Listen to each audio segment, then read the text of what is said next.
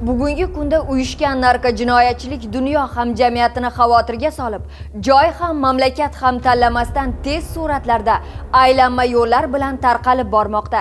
Yoshlar o'rtasida bu illatning ommalashishi va uning ayanchli oqibatlari har bir insonni tashvishga soladi. Yurtimizda barcha turdagi giyohvandlik moddalariga qarshi huquqni muhofaza qiluvchi organlar tomonidan izchil va tizimli kurash olib borilmoqda. Jumladan navbatdagi tezkor tadbirda Toshkent shahri va Namangan viloyatlarida og'irligi 30 kilogrammga yaqin bo'lgan giyohvandlik vositalarining noqonuniy aylanmasiga chek qo'yildi. Joriy yilning 9-noyabr kuni Vazirlik Tezkor qidiruv departamenti va Davlat xavfsizlik xizmati xodimlari bilan hamkorlikda Toshkent shahrida nazorat ostida yetkazib berish tezkor qidiruv tadbiri o'tkazildi.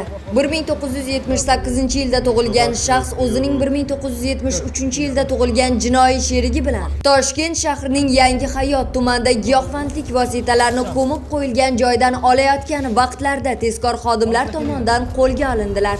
Natijada mazkur uyushgan jinoiy guruh a'zolari 19 kilogramm 80 gramm og'irlikdagi giyohvandlik vositalarini tanishlari tomonidan tashlab berilgan. Geolokatsiya orqali olganliklari ma'lum bo'ldi. Hech bir jinoyat ochilmay qolmaydi va ularga jazo muqarrar. Mazkur holat yuzasidan bu shaxslarga nisbatan Jinoyat kodeksining 273-moddasi 5-qismi bilan jinoyat ishi qo'zg'atilib, qamoq ehtiyot chorasi qo'llanildi.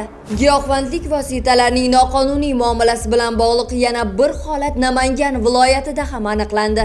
Joriy yil 13-noyabr kuni Vazirlik Tezkor qidiruv departamenti, Davlat xavfsizlik xizmati va hududiy bo'linmalar bilan hamkorlikda olib borilgan tezkor qidiruv tadbirida yillar davomida zanjirga aylanib ulgurgan bir nechta jinoiy guruhdan tashkil topgan jinoiy uyushma a'zolari qo'lga olindi.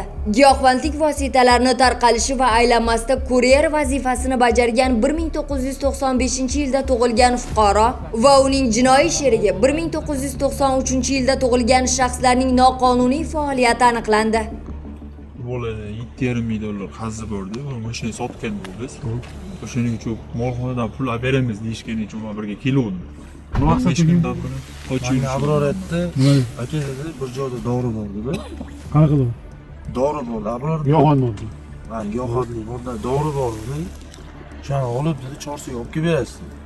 Ular jinoiy til biriktirib Namangan viloyat Uchqo'rg'on tuman hududida joylashgan dala maydoniga kelib, og'irligi 10 kilogramm bo'lgan gashish giyohvandlik vositalarini olgan vaqtlarda tezkor xodimlar tomonidan qo'lga olingan. Holat yuzasidan tezkor qidiruv harakatlari olib borilganda ushbu giyohvandlik vositalarini 2 nafar rahnamolar bo'lmish shaxslarning topshirig'iga asosan ular tashlab bergan geolokatsiyadan olib kelganliklarini ma'lum qilishgan. Amalga oshirilgan tezkor kombinatsiyalar natijasida rahnamolardan biri, ya'ni 2001-yilda tug'ilgan O'zbekiston Respublikasi fuqarosi qo'lga olingan. Ikkinchisi esa Qirg'iz Respublikasi hududida qo'lga olindi. Tadbir davomida ularning jinoiy sheriklari bo'lgan navbatdagi zanjir bo'g'indagi shaxslar oshkor qilindi. Mazkur holat yuzasidan ushbu shaxslarga nisbatan Jinoyat kodeksining 273-moddasi 5-qismi bilan jinoyat ishi qo'zg'atilgan. Ularga amaldagi jinoyat qonunchiligiga ko'ra 10 yildan 20 yilgacha ozodlikdan mahrum qilish jazosi qo'llanilishi mumkin. Hozirda qolgan jinoiy uyushma a'zolarini qo'lga olish bo'yicha tezkor qidiruv tadbirlari davom ettirilmoqda. Endilikda giyohvandlik moddalarini internet tarmoqlari orqali tarqatganlik uchun jinoiy javobgarlik choralari 2 barobarigacha og'irlashtirilmoqda.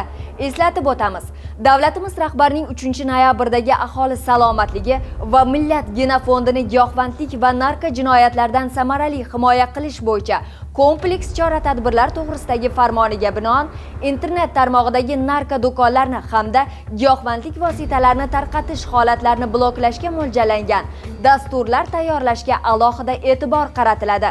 Shuningdek, narko jinoyatlar bilan bog'liq vositalar joylashuvlarini yuborgan akkauntlar haqida ma'lumot olish uchun Google global qidiruv tizimi va ommabop messenjerlar mas'ullari bilan muzokaralar olib borish ham ko'zda tutilgan. O'tkazilgan tezkor tadbirlar natijasida jami 30 kilogrammga yaqin giyohvandlik moddalari olingan bo'lsa, jami 50 mingdan ortiq bir marotabalik dozani tashkil qilmoqda. Tadbirlar davomida 3 yildan buyon transchegaraviy jinoiy uyushma a'zolaridan 7 nafari qo'lga olindi. Giyohvandlikka qarshi kurashish faqatgina huquqni muhofaza qiluvchi organlarning emas, balki hammamizning eng asosiy ishimizga aylanishi kerak. Zero bunga butun jamiyat birdek mas'ul.